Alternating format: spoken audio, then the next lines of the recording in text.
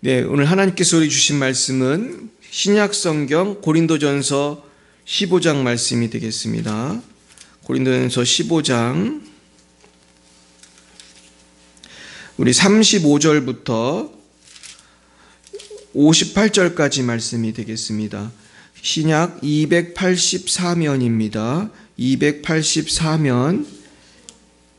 고린도전서 15장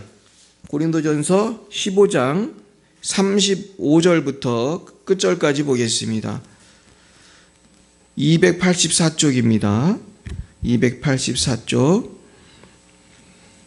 고린도전서 15장 35절부터 58절까지 말씀을 우리 함께 합독하시겠습니다. 찾으셨죠? 예, 같이 읽겠습니다. 시작. 누가 묻기를 죽은 자들이 어떻게 다시 살아나며 어떠한 몸으로 오느냐 하리니 어리석은 자여, 내가 뿌리는 씨가 죽지 않으면 살아나지 못하겠고 또 내가 뿌리는 것은 장래의 형체를 뿌리는 것이 아니요 다만 밀이나 다른 것의 알맹이 뿐이로되 하나님이 그 뜻대로 그에게 형체를 주시되 각 종자에게 그 형체를 주시느니라. 육체는 다 같은 육체가 아니니 하나는 사람의 육체요 하나는 짐승의 육체요 하나는 새의 육체요 하나는 물고기의 육체라. 하늘에 속한 형체도 있고 땅에 속한 형체도 있으나 하늘에 속한 것의 영광이 따로 있고 땅에 속한 것의 영광이 따로 있으니 해의 영광이 다르고 달의 영광이 다르며 별의 영광도 다른데 별과 별의 영광이 다르도다. 죽은 자의 부활도 그와 같으니 썩을 것으로 심고 썩지 아니할 것으로 다시 살아나며 욕된 것으로 심고 영광스러운 것으로 다시 살아나며 약한 것으로 심고 강한 것으로 다시 살아나며 육의 몸으로 심고 신령한 몸으로 다시 살아나나니 육의 몸이 있은즉 또 영의 몸도 있느니라. 기록된 바 첫사람 아담은 생령이 되었다 함과 같으니 같이 마지막 아담은 살려주는 영이 되었나니 그러나 먼저는 신령한 사람이 아니요 육의 사람이요 그 다음에 신령한 사람이니라. 첫사람은 땅에서 났으니 흙에 속한 자이거나 허니와 둘째 사람은 하늘에서 나셨느니라. 무릇 흙에 속한 자들은 저 흙에 속한 자와 같고 무릇 하늘에 속한 자들은 저 하늘에 속한 이와 같으니 우리가 흙에 속한 자의 형상을 입은 것 같이 또한 하늘에 속한 이의 형상을 입으리라. 형제들아, 내가 이것을 말하노니 혈과 육은 하나님 나라를 이어받을 수 없고 또한 썩는 것은 썩지 아니하는 것을 유업으로 받지 못하느니라. 그러나 내가 너희에게 비밀을 말하노니 우리가 다 잠잘 것이 아니요 마지막 나팔의 순식간에 호련히 다 변화되리니 나팔 소리가 나매 죽은 자들이 썩지 아니할 것으로 다시 살아나고 우리도 변화되리라. 이 썩을 것이 반드시 썩지 아니할 것을 입겠고 이 죽을 것이 죽지 아니함을 입으리로다. 이 썩을 것이 썩지 아니함을 입고 이 죽을 것이 죽지 아니함을 입을 때에는 사망을 삼키고 이기리라고 기록된 말씀이 이루어지리라. 사망아, 너의 승리가 어디 있느냐? 사망아, 내가 쏘는 것이 어디 있느냐? 사망이 쏘는 것은 죄요 죄의 권능은 율법이라. 우리 주 예수 그리스도로 말미암아 우리에게 승리를 주시는 하나님께 감사하노니 그러므로 내 사랑하는 형제들아, 견실하며 흔들리지 말고 항상 주의 일에 더욱 힘쓰는 자들이 되라. 이는 너희 수고가 주 안에서 헛되지 않은 줄 알미라. 아멘. 우리 잠깐 기도하겠습니다. 하나님 아버지, 그렇습니다. 우리가 이제 주님 안에서 부활할 것인데 부활의 소망을 가진 자마다 헛되지 않은 노력을 해야 할 줄 믿습니다. 이 땅에 썩어지고 헛된 것들만을 위해 살아가는 것이 아니라 하나님 안에서 영원히 길이 남을 영광스러운 일들을 위해서 살아갈 수 있는 우리 모두가 되게 해 주옵소서. 예수님 이름으로 기도했습니다. 아멘. 네, 우리 옆에 분과 다시 인사하겠습니다. 반갑습니다. 반갑습니다. 할렐루야. 우리 유민이가 여기를 다 왔네요. 우리 박수 한번 할까요? 네, 우리 교회 창립 이후에 고등부 학생이 수요 예배를 처음 나온 것 같습니다. 그래서 우리가 참 주님의 전에 나오는 게 기쁨이에요, 사실은. 그래서 저도 왜 나는지 모르지만 주님 전에 나온 건 무조건 잘한 거예요. 그리고 하나님께서 분명히 큰 복을 주실 줄 믿습니다. 오늘의 제목은 헛되지 않은 수고를 하라입니다. 우리 따라해 볼까요? 헛되지 않은 수고를 하라. 네. 제가 이제 대학 교수를 할 때 시험 문제를 내면은 점수가 잘 나오는 애가 있고 못 나오는 애가 있는데, 공부를 잘하는 애들은 내가 사실 문제 못 난다고 대충 가르쳐주고 시험을 보거든요. 그렇게 가르쳐줘도 못하는 되게 못하고 잘하는 잘하는데, 공부 잘하는 애는 선생님이 평소에 야 이거 시험에 난다 이거를 기억을 잘 하는 거예요. 그러면은 정말 아무리 바보라도 80점 이상 90점 이상 맞게 돼 있어. 왜냐하면 저는 많이 가르쳐주고 시험을 보는 거예요. 우리도 교수님들끼리 회의해서 이 부분에서 많이 냅시다 그러면은 뭐 진짜 바보가 아니면 웬만큼 점수 잘 맞게 하는데, 그래 놀랍게도 시험을 보면은 놀랍게도 막 20 몇 점, 30 몇 점 막 그런 애들이 되게 많아요. 결국은 뭐가 선생님이 원하는 건가 이걸 알아야 좋은 성적이 나오는데요. 신앙생활도 하나님의 마음을 잘 알아야 하나님께서 기뻐하는 성도가 되는 거예요. 근데 인생이 영원한 게 아니잖아요. 우리가 이제 언젠가 다 주님 앞에 서야 되는데, 하나님께서 연수나 넌 정말 수고했다, 너에게 큰 상을 주겠다 이러면 기분이 좋잖아요. 근데 길 동안 너는 뭐 하다 왔냐 그러면은 굉장히 우리가 문제가 있는 거잖아요. 제가 어제 그저께도 제가 아는 우리 친척분이 돌아가셨다고 연락이 왔어요. 근데 뭐 연세가 많으세요. 뭐 연세가 많으시니까 뭐 다 예상은 하는 거고 아마 아무도 안 놀랐을 거야 사실은. 근데 사실 생각해 보면 나의 인생도 그렇게 많이 남은 거 아니에요. 여기 젊은 분도 있고 나이 든 분도 있지만 천국 가는 데는 순서가 있나요? 순서가 없어요. 그래서 저도 젊은 것 같지만 물론 유미애가 볼 때 나이가 많지만은 누가 먼저 갈지 모르는 거예요. 그래서 우리는 헛되지 않은 수고를 하라는 거는 하나님께 영원히 인정받는 열매가 있어야 된다는 거죠. 근데 우리가 살다 보면 하나님에 대해 생각도 잘 안 하고 살잖아요. 우리 지난 주일에 개구리 얘기 기억나시죠? 개구리가 왜 죽었어요? 헤엄치다 죽었잖아요. 잠자다가 물을 끓이는데 개구리가 잠자다 죽었다고 그랬잖아요. 근데 인생을 개구리처럼 사는 사람이 너무 많잖아요. 그냥 돈 많이 벌고 그냥 사람들이 뭐 사장님이라고 그러고 또 저도 조심해야 돼. 목사님이라고 그러고 그게 다가 아니잖아요. 우리를 하나님이 어떻게 부르시는가? 근데 일단은 한번 본문으로 돌아가 있습니다. 이제 우리 적용한 부분들이 많이 있지만 일단은 왜 우리가 헛되지 않은 삶을 살아야 되냐면 우리의 삶이 여기서 끝나는 게 아니기 때문이에요. 부활하기 때문이에요. 우리 부활에 대한 말씀이거든요. 자, 35절에 보면 이런 말씀이 있어요. 누가 묻기를 죽은 자들이 어떻게 다시 살아나며 어떠한 마음으로 오느냐 하리니 그랬단 말이에요. 이게 무슨 말이냐면 사도 바울께서 쓰신 말씀인데, 어떤 사람은 죽은 자들이 어떻게 다시 살아나는지 어떤 몸으로 오는지 이렇게 묻는다는 거예요. 그러면서 설명하기를 어리석은 자여 내가 뿌리는 씨가 죽지 않으면 살아나지 못하겠고 또 내가 뿌리는 것은 장래의 형체를 뿌리는 것이 아니요 다만 밀이나 다른 것의 알맹이일 뿐이로되 하나님이 그 뜻대로 그에게 형체를 주시되 각 종자에게 그 형체를 주시느니라. 이게 무슨 말씀입니까? 우리가 씨앗을 뿌릴 때에 사실은 장래에 어떻게 날지 형체가 어떻게 될지 알지 못하지만 소망을 갖고 뿌리는 거잖아요. 사실 씨앗 자체만 보면 얘가 무슨 씨인지 전문가가 아니면 잘 몰라요. 그냥 알맹이를 뿌리는 거라는 거예요. 다만 밀이나 다른 것의 알맹이 뿐이로되. 그러니까 장래의 형체를 뿌리는 법은 없다는 거예요.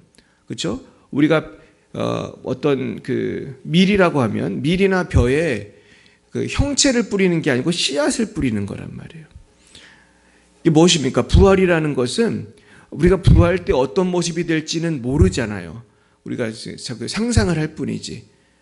부활하면은 하얀 옷을 입고 빛나는 옷을 입고 그런 얘기 하지만은 우리가 그 부활체를 뿌리는 게 아니고 이 땅에서는 그저 내가 믿음의 씨앗을 뿌리고 소망의 씨앗을 뿌리고 주님을 따라가면서 살 뿐이고 우리가 사실은 부활의 영광을 다 보고 사는 사람은 없어요. 그러면 소망 가운데 우리가 믿음을 갖고 사는 건데, 문제는 그 부활의 영광도 사람마다 다르다는 거예요. 그러면서 41절에 보면 해의 영광이 다르고 달의 영광이 다르고 별의 영광이 다르고 별과 별의 영광이 다르다. 제가 예전에 어떤 목사님 설교하는 걸 들어보니까 부활할 때 영광이 다 다른 거다. 조윤기 목사님이 그 얘기하셨어요. 우리가 천국 가면은 천국에 갔을 때 우리가 성적표가 다 다르잖아요. 김순희 지사님하고 신하조 권사님하고 여기 유주희 사모님하고 우혜정 지사님하고 다 다른 거예요. 그래서 여러분 어떤 성적표 받기 원하세요? 좋은 성적표 받기 원하십니까? 천국에 갔더니 누가 그러잖아요. 뭐 어떤 큰 상이 있는 사람이 있고, 뭐 좋은 집이 있는 사람이 있고, 근데 어떤 사람은 뭐 집이 현찮고 그러는데, 물론 천국만 가면 그게 어디예요? 천국만 가도 좋은 거지만은, 이왕이면 우리가 하나님께 칭찬을 많이 받았으면 좋겠어요. 그래서 그 영광이 다 다르다는 거예요. 그러면서 이제 부활에 대해서 한번 생각을 해보는 거예요. 그래서 죽은 자의 부활도 42절에 보면 보겠습니다. 같이 읽어볼까요? 시작. 죽은 자의 부활도 그와 같으니 썩을 것으로 심고 썩지 아니할 것으로 다시 살아나며. 보세요. 썩을 것으로 심고 썩지 아니할 것으로 다시 살아나며. 그리고 43절에 보면 욕된 것으로 심고 영광스러운 것으로 다시 살아나며, 약한 것으로 심고 강한 것으로 다시 살아나며. 여기서 말하는 썩을 것, 욕된 것, 약한 것은 뭘 상징한다고 생각하세요? 이 땅의 육체, 이 땅에 우리가 십자가 지고 주님의 고난에 동참하고 내가 예수님처럼 살아가는데 있어서, 내가 예수님처럼 살아간다고 해서 이 땅에서 영광이 보여요, 안 보여요? 안 보이죠. 내가 선교사가 돼서 아프리카 정글에 가가지고 전도하다가 창에 찔려 죽었다, 돌 맞아서 죽었다. 영광이 보여요, 안 보여요? 안 보이죠. 내가 부천에서 살면서 열방의 빛 사랑교회에서 충성 봉사하고 토요일에 청소하고 주일에 식당 봉사하고 내가 뭐 사모나 목사가 돼가지고 이렇게 고생하고 뭐 그랬다고 해서 영광이 보여요, 안 보여요? 영광은 안 보여요. 지금 이 세상에서는 우리가 할 수 있는 거는 그 영광을 생각하면서 여기서 최선을 다하는 거지, 영광을 여기서 다 본다면은 예수 안 믿을 사람 하나도 없을 거예요. 왜냐하면은 영광이 보이니까. 저기, 열방의 빛 사랑교회 저 신하조 권사님 저렇게 충성하더니 저 영광 봐, 영광이 뭐 대단하네. 나도 열방의 빛 사랑교회 다녀야지. 그럴 거 아니에요. 근데 사람들이 다 장례식장에 가면 다들 그냥 말없이 누워 있잖아요. 다들 나는 영광 100점이다 그러는 사람 없고 다 말없이 다 누워 있으니까. 그러니까 사실 저는 그래요. 장례식을 좀 자주 갈 필요가 있다. 저는 목사라는 직업 때문에 장례식을 엄청 많이 가고, 뭐 진짜 우리나라 유명한 병원 장례식장 다 가봤어요, 진짜. 근데 가보면은 다들 말이 없어요. 장례식장에 누워 있는 사람 중에 말하는 사람 한 명도 없어요. 아무도 말도 안 하고 가만히 있고. 누가 말을 해요? 살아있는 사람들이 말을 하지. 밥 먹고. 나의 인생도 곧 그 날이 온다는 걸 기억하셔야 돼요. 그러면서 내가 뭐를 뿌려야지, 어떻게 살아야지 될까, 우리가 생각해야 되는 거죠. 그러면서 여기 썩지 아니할 것으로 살아간다는 말이 있어요. 우리가 부활을 하면요, 썩지 않아요. 우리의 이 몸은 다 썩잖아요. 아무리 이쁘고 늘씬하고 뭐 이 세상에서는 뭐 여배우, 뭐 탤런트, 뭐 남자 배우들 얼마나 잘생겼습니까? 그러나 다 썩어요. 다 죽고. 돈이 아무리 많은 사람도, 스티브 잡스도 죽었잖아요. 보세요. 빌 게이츠도 분명히 죽습니다. 지금 신적인 존재라고 추앙받는 뭐 이만희도 죽을 거예요. 이만희가 거의 이 세상에서 왕처럼 살잖아요, 지금. 그 이만희 사는 집 보셨습니까? 그 한강 상류인가 거기 궁전같이 지어놓고 살아요. 이 사람이 돈이 얼마나 많은지. 그래가지고 이름도 무슨 궁인가? 그 이름이 되게 웃기더라고요. 자기가 무슨 왕인 것처럼 그러면서 거기서 아주 이쁘게 집 져놓고 살더라고, 세상에. 그 여자친구하고. 참, 이만희 좋아하는 사람 나 이해를 할 수가 없어요. 그 여자친구가 계속 바뀌는데, 그 노인이, 80 노인이 자꾸 여자친구가 바뀌어요. 근데도 그렇게 좋아하고. 근데 조금만 있어. 이 사람이 뭐라고 주장하냐면 나는 죽지 않는다고 주장을 해. 그리고 신천지가 뭘 주장하는지 아세요? 신천지에 가면 안 죽는다고 주장을 해요. 근데 벌써 많이 죽었어요. 이게 왜냐면 거짓말인데, 사람 죽는 거 보면 알아야 될 거 아니야. 지금 죽었잖아, 지금. 죽었으면은, 신천지 가도 죽네? 사실 당연히 죽지. 안 죽겠습니까? 이만해도 이제 죽을 텐데, 그렇게 거짓말을 하는데 사람들이 속는 거예요. 근데 사실 우리 예수를 믿는 건 이 땅에서 안 죽으려고 믿는 게 아니잖아요. 이 땅에서는 뭐 예수 믿는다고 뭐 누가 표창장을 줍니까? 월급을 줍니까? 정말 밥이 나오냐 그러죠. 밥이 나옵니까? 예수 믿는다고 뭐 떡이 나옵니까? 욕이나 먹지. 예수 믿는다고 예수 안 믿는 남편이 구박하고 예수 안 믿는 식구들이 구박하고. 그래서 한국교회사를 보면 조선시대 때 예수 믿는다고 구박을 많이 당했어요. 왜냐하면 예수 믿는다고 우리는 제사 안 지내니까. 그게 문제였다니까요, 조선시대 때. 그래가지고 제가 지금도 이름 모를 분이 이제 기억이 나는데, 이분은 예수 믿는다고 그 매를 많이 맞았어요. 자기 동네, 그 친척들 사는 동네 가가지고 예수 믿으라고 전도하다가 맞아 죽었어요. 맞아 죽었어요.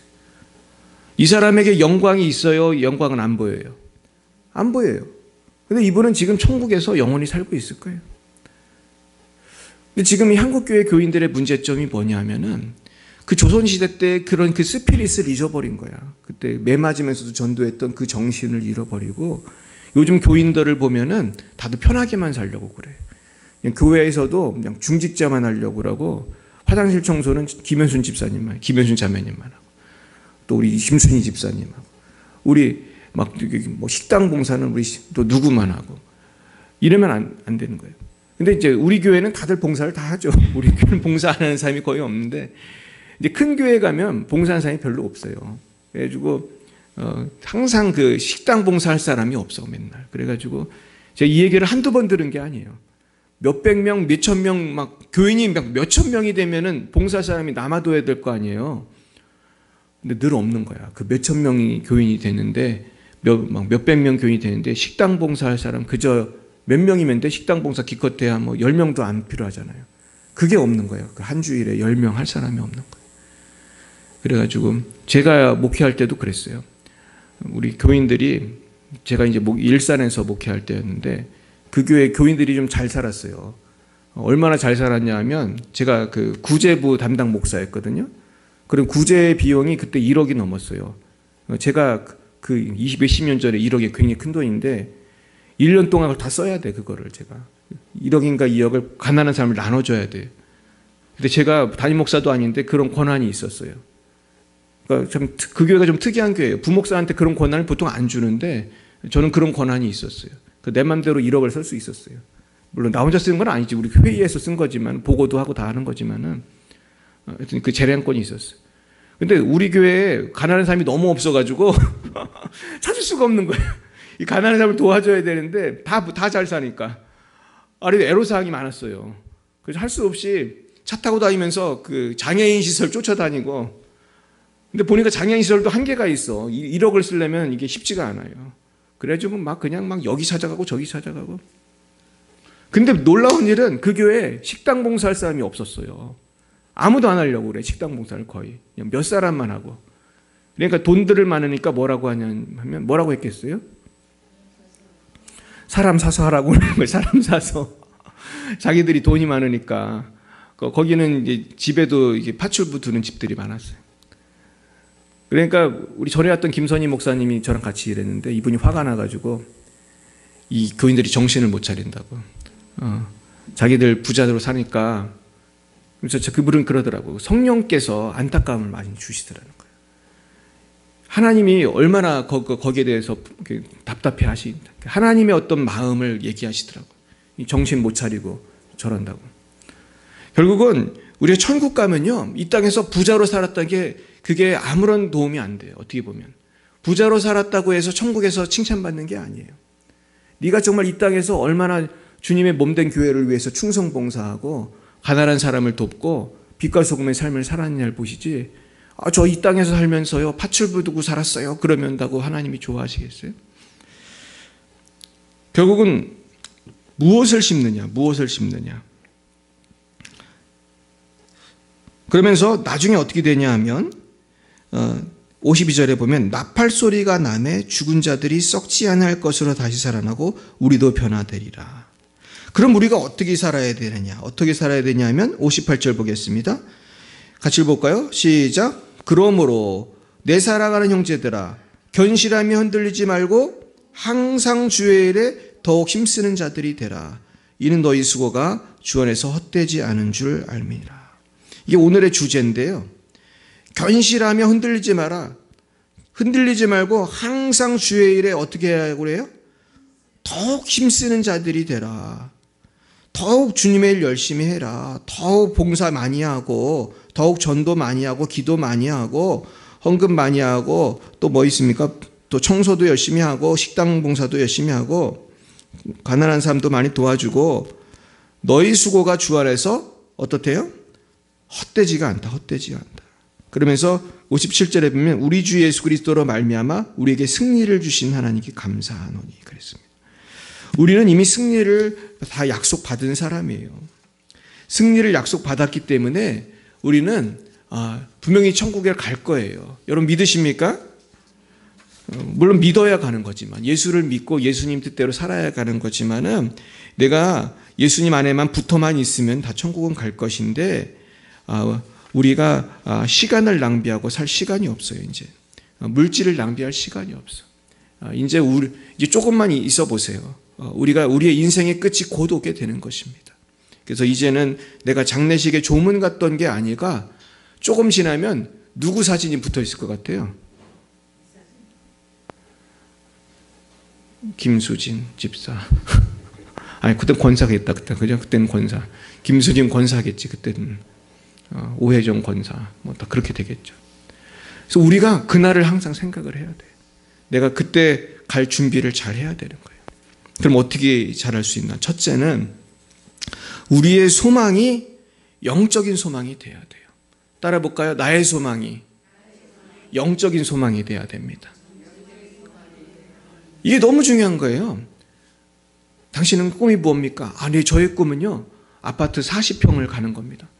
아니 그 아파트 40평이 무슨 꿈이야. 그거 40평에 살든 50평에 살든 죽으면 다 놓고 가야 되는데, 옛날에 김동원 목사님 그랬어요. 많은 사람들의 소망이 뭐냐 하면 화장실 2개 있는 아파트로 가는 거래. 그분 아예 대놓고 그렇게 설교를 하더라고요. 그래서 이분이 뭐라 하냐면은, 아니 인생을 살면서 목표가 화장실 많은 아파트 가는 게 소망이라는 게 말이 되느냐 그러시는 거예요. 근데 많은 사람들이 사실 화장실 2개 아파트 못 살고 죽는 사람도 많죠. 근데 조그만 뭐 전세 월세 살다가 뭐 20평, 막 30평 살다가 화장실 2개라면 몇 평이어야 돼요? 30평은 넘어야 되나? 그런데 사실 우리가 그렇게 화장실 큰데 살고 뭐 미국에 가면은 뭐 더 큰 집도 많은데, 그것이 우리에게 무엇을 보장해 주겠어요? 영적인 소망이 되어야 할 줄 믿습니다. 왜냐하면 영적인 소망, 영적인 것만 영원하기 때문이에요. 육적인 것은 다 그냥 지나가는 거예요. 뭐 정주영 회장님 뭐 돈 많았지만 누구 기억하는 사람도 별로 없잖아요. 이제 그 식구들이랑 뭐 존경하는 분은 기억하겠지만, 우리는 젊은 애들한테 물어봐요. 누군지도 모르지. 다 놓고 가는 거예요. 영원한 소망을 바라보시길 축원합니다. 그러면서 이제 내가 준비를 해야 되는 거예요. 어떻게 해야지 내가 영원히 길이 남을 영광을 위해 살 것인가. 그래서 제가 예전에 어떤 분을 만났는데 그분이 그런 얘기를 하더라고요. 어떤 분이 자신의 그 조상님들을 너무 존경한 나머지, 그 조상 중에 유명한 사람 있잖아요. 뭐 유명한 위인들 있잖아요. 근데 그 위인이 있는데 사람들이 잘 안 알아준다는 거예요. 그 위인을. 뭐 정몽주, 이성계를 위인이라고 할 수도 있고, 뭐 세종대왕, 뭐 이순신, 이런 사람은 다 아는데 자기 조상 중에 누가 있는데 사람들이 잘 모른대요. 근데 모를 수 있잖아요. 그래도 이분은 돈이 되게 많은 사람인데 그 안 유명한 자기 조상을 위해서 갖고 있는 남은 여생 돈을 엄청나게 쓰고 있다는 거예요. 막 몇십억씩 막 쓰나 봐. 막 그 조상을 사람들 홍보하기 위해서. 그래서 참 저는 무슨 생각이 들었겠어요? 참 쓸데없는 일 한다 하나 그런 생각이 들었어요. 그분을 유명하게 하는 게 참 그분에게는 의미가 있을지 모르지만은 그 몇십억을 주면은 그 심장병 어린이도 많이 고치고 그 몇십억 주면은 가난한 대학생들 학비도 대주고 그 몇십억을 주면은 정말 가난한 사람들 밥을 먹일 수 있고 얼마나 좋은 일 많이 할 수 있는데 그 조상이 그 어떤 분인지 우리가 꼭 알아야 되나? 근데 우리가 물론 알면 좋겠지만은 몰라도 상관없잖아요. 이미 몇백 년 전에 죽은 분이고 몇천 년 전에 죽은 분이고 지금 살아있는 사람이 잘 사는 게 중요한 거 아니에요? 지금 내 이웃이 굶어 죽는데 뭐 죽는 사람 없어도 어려운 사람 얼마나 많아요. 난 참 안타깝더라고. 그래서 참 쓸데없는 일을 많이 하는 것 같아요, 사람들이. 그래서 우리 영적인 소망이 있어야 된다. 두 번째는 하나님과 동행하는 것이 어떤 결과를 내는 것보다 더 중요하다는 것을 알아야 돼요. 이게 굉장히 중요해요. 많은 사람들이 자꾸 성과를 내려고 애를 쓰는 거예요. 그리고 나이 든 사람들이 그래서 명예에 아주 집착을 해. 그래서요, 목사님들도 총회장 되려고 애를 쓰고, 노회장, 시찰장은 뭐 되게 쉬운 거니까, 근데 그런 거 되려고 애를 써요. 그리고 뭐 정치가들은 대통령 되려고 하고, 국회의원 되려고 애를 쓰고, 별의별 게 다 있어요. 그런데 뭐가 중요하냐 말이죠. 특히 예수 믿는 사람들은 뭐가 중요합니까? 사실 장로 권사가 되는 것도 중요하지만 더 중요한 건 하나님과의 친밀감이에요. 하나님이 정말 기뻐하는 일을 하고 있는가. 그래서 사실 저는 오늘 고린도전서 13장에 대한 말씀을 좀 묵상을 해봤는데 고린도전서 13장에 보면 무슨 얘기가 나오죠? 사랑장이잖아요.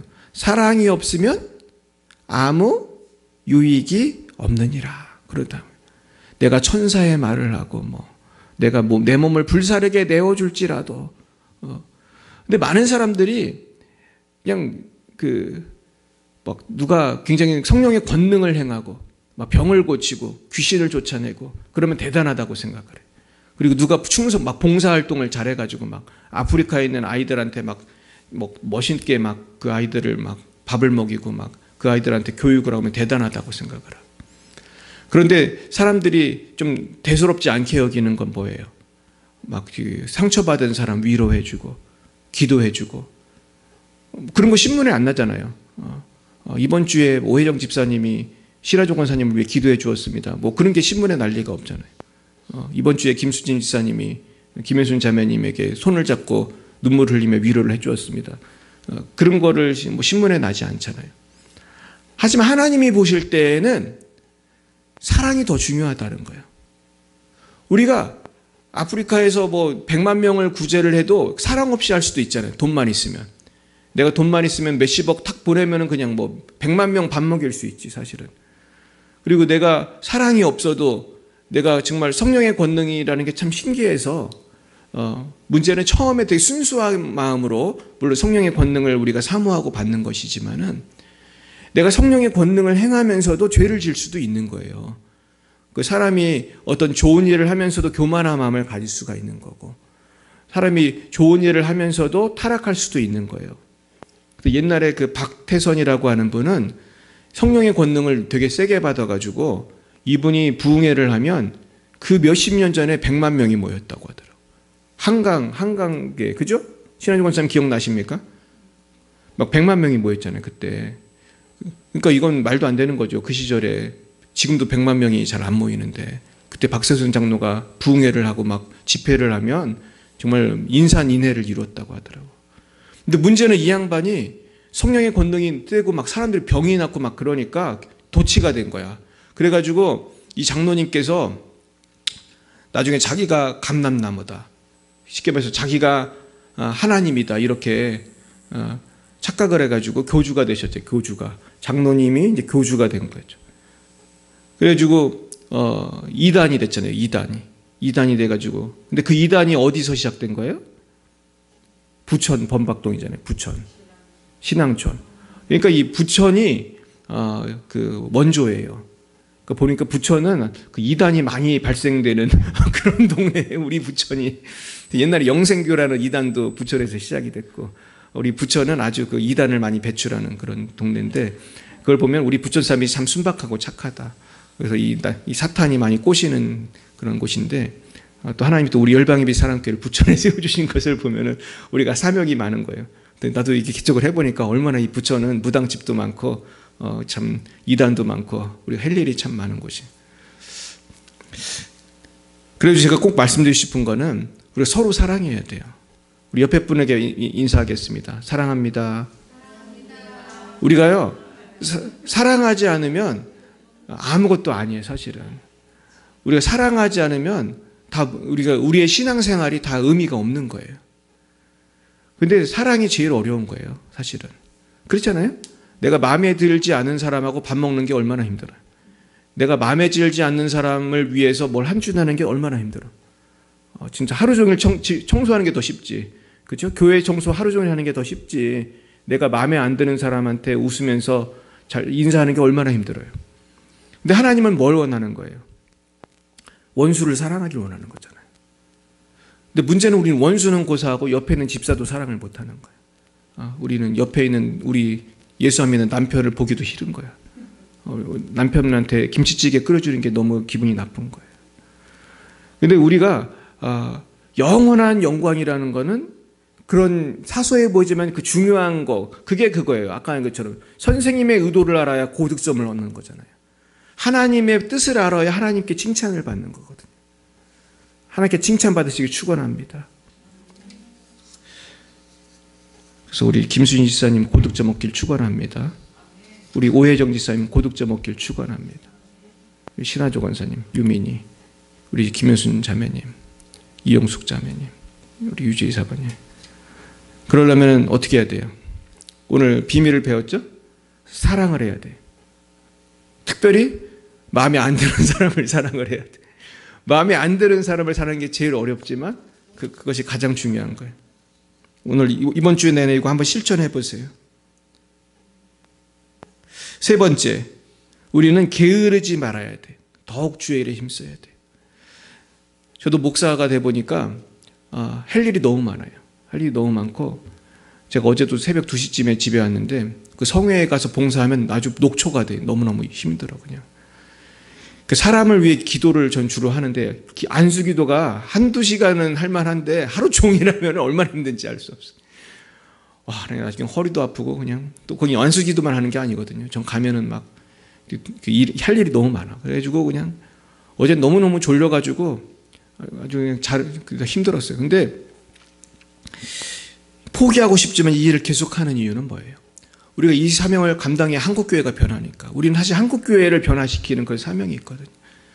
한국교회가 너무나 이 영적인 데 무지하고, 그래가지고 우리가, 근데 너무 감사한 거는 이번 성회에 와서 우리 통합층 목사님들이 모여서 잠깐 만남을 가졌는데, 이번에 한 100명쯤 왔나?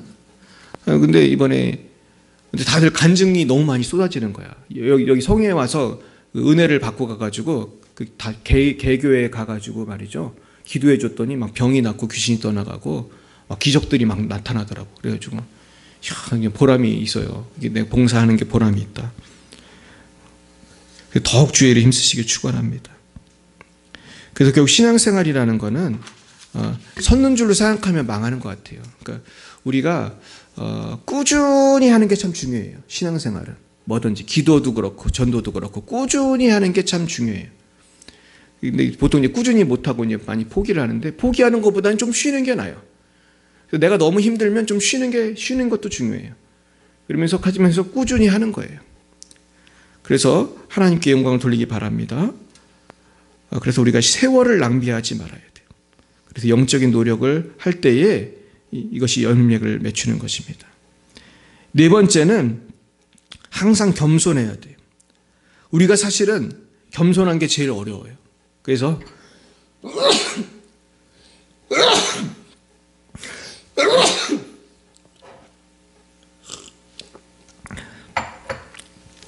저도 이제 주위에 많은 목사님들이 있는데 가만히 보면은 이 겸손한 목사님들이 물론 대부분이지만은 가끔가다 이 안 겸손한 분들이 가끔 있어. 전에도 말씀드렸는데 어떤 목사님은 너무 재능이 많아. 그냥 재능이 너무 많고 능력도 있어. 심지어 막 성령의 능력이 그냥 엄청나게 나타나가지고 막 감당을 못할 정도로 사람들이 병이 낳고 막 난리가 나는 거. 근데 가끔 보면은 그런 훌륭한 분들 중에 이 마귀가 유혹을 해가지고 이 교만한 분들이 있어요. 아까 박태선 얘기했지만은 그런 분들은 보면 열매가 막 있다가 갑자기 확 쏟아져. 근데 목사만 그런 게 아니에요. 집사고 장로고 권사고 하나님이 복을 주셨을 때 어떻게 해야 돼요? 겸손해야 돼. 그래서 내가 겸손하지 않으면 막 복을 막 받다가 어떻게 되는지 아세요? 확 넘어져요. 근데 이거를 누가 제일 좋아하냐면 마귀가 제일 좋아하는 거예요. 그래서 저는 저 자신도 저도 교만해지기 쉽잖아요. 그래가지고 우리가 항상 서로를 위해 축복하고 기도할 때 항상 내가 겸손해지도록 항상 겸손하게 꾸준히 주를 섬길 수 있도록 우리가 기도해야 할 줄 믿습니다. 근데 겸손해지는 비결이 뭔지 아세요? 겸손해지는 비결은 굉장히 간단해요. 내가 사랑하려고 하고 내가 항상 좀 어렵고 힘든 분을 도우려고 한번 해보세요. 그러면 내가 겸손해지는 것 같아요. 그래서 제가 나가는 이 성회에 우리 이종선 목사님 보면 내가 참 감사한 건 이분이 되게 능력이 엄청난데도 굉장히 겸손해. 근데 왜 겸손한가를 제가 생각해 봤어요. 근데 두 가지 이유가 있는 것 같아요. 첫째는 그 능력을 얻는데 17년이나 걸렸어요. 너무 힘들게 얻으니까 겸손하셔. 또 한 가지는 이분이 항상 어렵고 힘든 사람을 위해서 애를 많이 써요. 이분이 그 파키스탄이라든지 좀 못 사는 나라 그런 데를 많이 가요. 그래서 그런 데 가서 선교하면은 저도 따라가 봐서 아는데 돈도 많이 들고 되게 힘들어요. 이런 데는 뭐 솔직히 그런 데 가려면요 돈이 많이 들어요. 왜냐하면은 어디 가서 부흥회에도 밥만 먹인다고 해도 많이 오잖아요. 또 그런 데는 가면은 부흥회 한다고 많이 오는데 1인당 그 밥값이 들잖아요. 그럼 그걸 누가 대야 돼요? 한국에서 온 목사가 돼야지. 그걸 누가 돼? 그 교회도 다 가난하고 못 사는데. 저도 이제 파키스탄에 가보니까 그걸 알겠더라고요. 오신 분들이 막 어떤 교회는 막 몇백 명 막 어떤 데 막 1000명씩 막 온단 말이에요. 그럼 도시락을 몇 개를 준비해야 돼요. 1000명이 오면 1000개를 준비해야 되는 거예요. 그리고 아주 밥을 그냥 엄청 많이 밥을 해야 돼. 물론 그런데 좀 싸지만 그래도 돈이 많이 드는 거예요. 어주 그분이 가는 데마다 이제 그렇게 집회를 하면서 막 많은 사람들이 은혜를 받고 막 그러는데도 이 돈이 많이 들어요. 그렇다고 뭐 누가 뭐 인정해 주는 것도 아니잖아요. 너 돈 많이 쓰고 왔다고 누가 막 돈을 주는 것도 아니고. 그래서 현장을 향해서 가면서 이분이 막 너무 피곤해가지고 이번에도 갔더니 막 입병이 나고 막 말을 잘 못해. 너무 피곤해가지고. 근데 스케줄이 너무 살인적인 스케줄인 거예요. 제가 보니까. 막 이 부흥회하고 인도하고 또 외국 가가지고 또 선교하고 또 와가지고 또 성에 인도하고 그러니까 사람이 어디 견디겠습니까? 근데 저는 감사한 거는 어쨌든 이분이 그렇게 사니까 겸손함을 유지할 수가 있더라고요.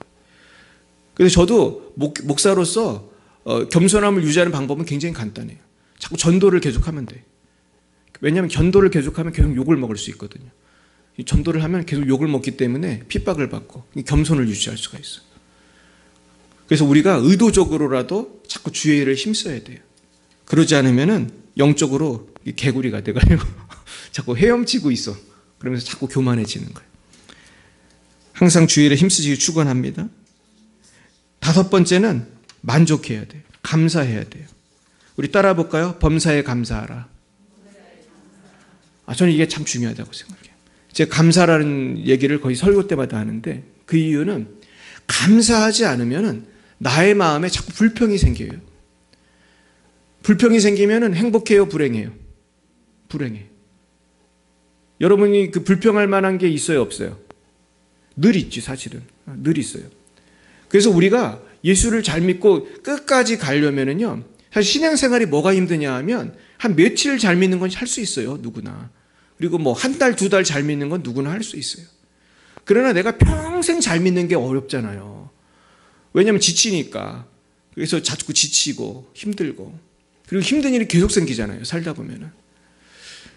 그래서 참 저는 그런 생각이 들어요. 하나님은 공평하시다. 왜냐하면 아무리 부잣집인 사람들도 보면은 어려운 일이 항상 있더라고요. 그리고 아무리 큰 교회 목사님들도 어려운 일이 항상 있어요.